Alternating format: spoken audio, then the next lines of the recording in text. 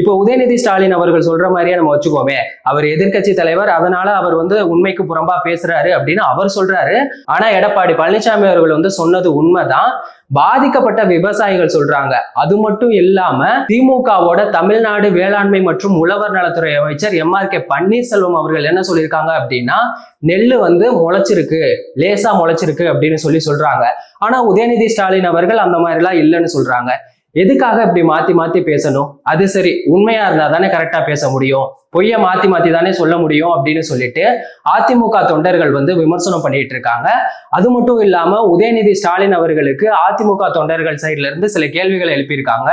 அது என்ன அப்படின்னா, நெல் செடியில இருந்து வருமா இல்ல கொடியில இருந்து வருமா, நெல்லை விளைவிக்க எத்தனை நாட்கள் ஆகும், முப்போகம்னா என்ன, நெல் கொள்முதல்னா என்ன, அதை எப்படி செய்யறது, இதுக்கான பதில யாருமே எழுதி கொடுக்காம உங்களோட சுய அறிவை பயன்படுத்தி உங்களால பதில் சொல்ல முடியுமா அப்படின்னு சொல்லி கேள்வி எழுப்பியிருக்காங்க.